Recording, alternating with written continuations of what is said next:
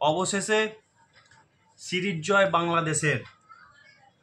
অসাধারণ একটা খেলা হলো আজকে বাংলাদেশের দিক থেকে। যে সিরিজটা 1-1 হিসাবে ড্র চলছিল, 3 ম্যাচের ওডিআই সিরিজ 1-1 ড্র চলছিল, আজকে সিরিজ নির্ণায়ক ম্যাচে সিরিজের থার্ড ওডিআই ছিল। সিরিজের থার্ড ওডিআইয়ে দুটো টিম যেখানে নেমেছিল সিরিজ জয়ের উদ্দেশ্য নিয়ে। একদিকে যেমন বাংলাদেশ, অন্যদিকে সেরকম ওয়েস্ট ইন্ডিজ। দুটো দলই কিন্তু 2027 ওয়ার্ল্ড কাপ খেলার জন্য নিজেদের দেশকে আরও মজবুত জায়গায় নিয়ে যাওয়ার চেষ্টা করছিল ক্রিকেটের দিক থেকে। সেইখানে দেখতে গেলে সাম্প্রতিক ওডিআই ফর্ম বাংলাদেশের খুব একটা ভালো ছিল না। অনেক দুরস্কর পরিস্থিতির মধ্যেও আজকে কিন্তু বাংলাদেশ ওয়েস্ট ইন্ডিজের বিরুদ্ধে যে ওডিআই সিরিজ চলছিল তার 3 নম্বর ম্যাচ জিতে কিন্তু সিরিজটাকে 2-1 ব্যবধানে জিতে নিল। যদি পুরো সিরিজটার এক কথা আসি তাহলে বলবো পুরো সিরিজটাই কিন্তু বাংলাদেশ দাপটের সাথেই খেলেছে এবং ওয়েস্ট ইন্ডিজকে কিন্তু দাপটের সাথেই দুটো ম্যাচ হারিয়েছে। মাঝখানের সেকেন্ড ম্যাচটা সুপার ওভারে গিয়েছিল ঠিকই, কিন্তু ওটাও কিন্তু বাংলাদেশ হাতের ম্যাচ ছিল। হাতের ম্যাচ বাংলাদেশ মাঠে ফেলে এসেছিল, তার জন্য দায়ী বাংলাদেশের কিছু ব্যাটসম্যান, কিছু ফিল্ডার।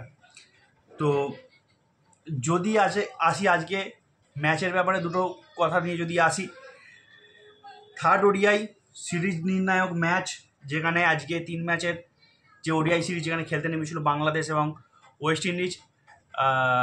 প্রথমেই যদি দেখি টসের দিক থেকে, দিনের শুরুতে কিন্তু বাংলাদেশ টসে জিতে ব্যাটিংয়ের সিদ্ধান্ত নেয়।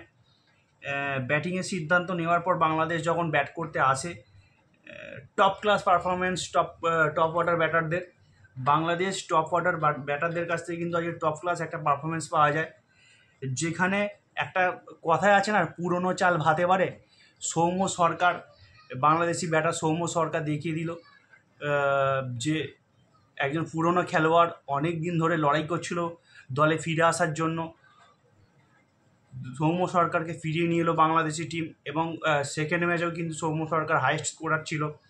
থার্ড ম্যাচে অর্থাৎ সিরিজ নির্ণায়ক ম্যাচেও কিন্তু সৌম্য সরকার কিন্তু দাপটের সাথে ব্যাট করলো এবং যার ব্যাটিং নির্ভরতায় কিন্তু বাংলাদেশ একটা ভালো স্কোর তৈরি করলো। এক কথায় যদি চলে আসি, বাংলাদেশের ব্যাটসম্যানদের কারা কি রান করেছে, কত রান করেছে, প্রথম থেকেই বলি।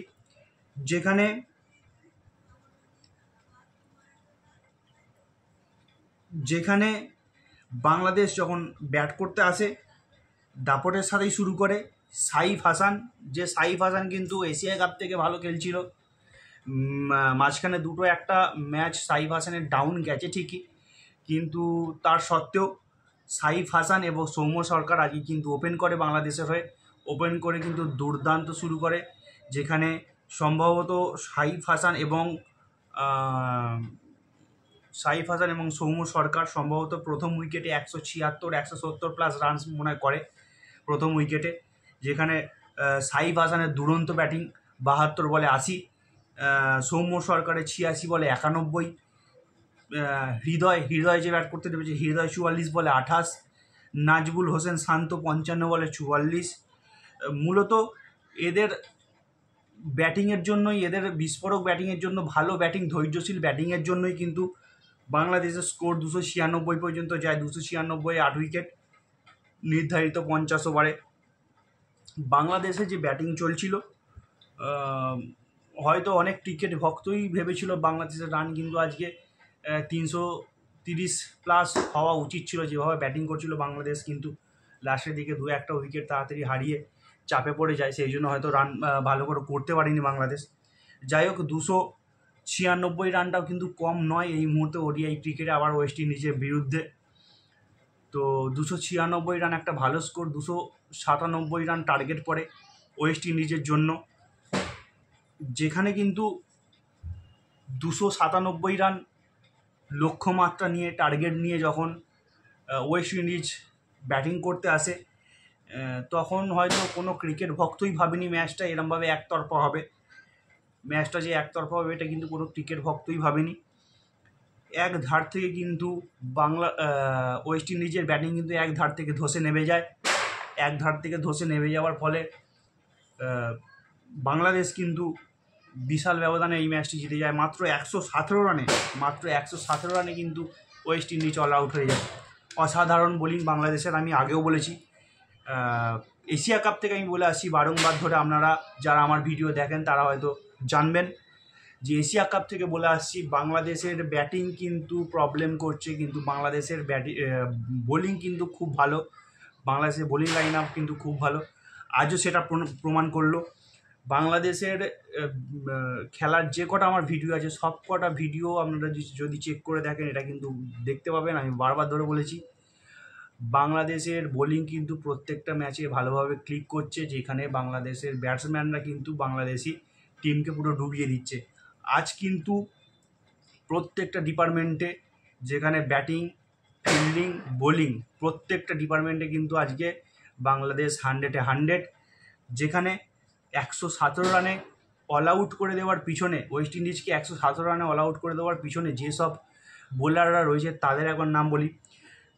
প্রথমেই বলি, আর 117 রানে যে ওয়েস্ট ইন্ডিজকে অল আউট করেছে বাংলাদেশ, সেটা হচ্ছে 30 ওভার 1 বলে মাত্র West Indies all out. West ইন্ডিজের ব্যাটারদের যদি কথা আসি, কেউই তো দাঁড়াতে পারেনি। তাহলেও যেসব বাংলাদেশি বোলাররা ভালো বল করলেন আছে তাদের নাম বলি। নাসুম হোসেন 6 ওভারে 1 মিনিট 11 রান দিয়ে 3টে উইকেট। মেহেদী হাসান মিরাজ 7 ওভার 1 বলে 35 রানে 2 উইকেট। তানভীর ইসলাম 8 ওভারে 16 রান দিয়ে 2 উইকেট। এবং যার কথা একদম না বললেই নয়, টপ ক্লাস পারফর্মার, আমার মনে হয় এই বোলারটাই হয়তো ম্যান অফ দ্য সিরিজ পুরস্কার পাবে, আর সৌম্য সরকার হয়তো ম্যান অফ দ্য ম্যাচের পুরস্কার পাবে। আমি যে ভিডিও বানাচ্ছি এখনও পুরস্কার দেওয়া হয়নি, ডিক্লিয়ারেশন আসেনি ম্যান অফ দ্য ম্যাচকে, ম্যান অফ দ্য সিরিজকে। তো এটা আমার ধারণা সম্ভবত ম্যান অফ দ্য ম্যাচ পাচ্ছে সৌম্য সরকার, এবং ম্যান অফ দ্য সিরিজ পাচ্ছে অসাধারণ পারফরমেন্স, সারা সিরিজ জুড়ে খুব সুন্দর বোলিং, সে হচ্ছে রিশাদ হোসেন। আগের দুটো ম্যাচের মতো এই ম্যাচেও কিন্তু রিশাদ হোসেন অসামান্য বল করেছে বাংলাদেশের হয়ে। 9 ওভারে 54 রান দিয়ে 3টে উইকেট। 54 রানটা একটু বেশি হয়েছে ঠিকই, রানটা একটু বেশি দিয়েছে ঠিকই রিশাদ হোসেন, কিন্তু 3টে উইকেট নিয়েছে, যার ফলে কিন্তু মাত্র 117 রানে গুটিয়ে যায় ওয়েস্ট ইন্ডিজের ইনিংস। যেখানে প্রত্যেক ম্যাচেই বোলিং ক্লিক করছিল, ব্যাটিং ক্লিক করতে পারছিল না। সৌম্য সরকার আসার ফলে কিছুটা হলেও নির্ভরতা বেড়েছে, কিছুটা হলেও গভীরতা বেড়েছে বাংলাদেশ ব্যাটিংয়ে।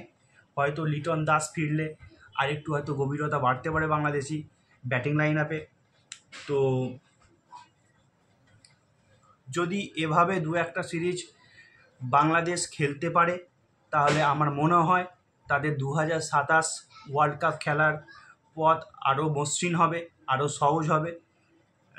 আমি জানি না এরপরে বাংলাদেশের আগামী সিরিজ কী রয়েছে, আগামী সিরিজ যা হবে আপনাদের সামনে ভিডিওতে অবশ্যই বিশ্লেষণ করব। তো বাংলাদেশের ভবিষ্যৎ কী, এই ব্যাপারে আপনারা কি বলছেন? কতটা সহজভাবে বাংলাদেশ 2027 ওয়ার্ল্ড কাপ খেলতে পারে, অথবা কতটাই বা রাস্তা কঠিন হতে পারে? এ ব্যাপারে আপনারা অবশ্যই কমেন্ট বক্সে কমেন্ট করে জানান। যদি আমার ভিডিও ভালো লাগে অবশ্যই আমার চ্যানেলটিকে সাবস্ক্রাইব করুন, পাশে থাকুন, ভিডিওটিকে শেয়ার করুন। সুস্থ থাকুন, ভালো থাকুন, দেখতে থাকুন টুইন্স ম্যাজিক ইউটিউব চ্যানেল। ততক্ষণ আবার ফিরে আসছি পরে ভিডিও নিয়ে, ততক্ষণ ভালো থাকবেন। নমস্কার।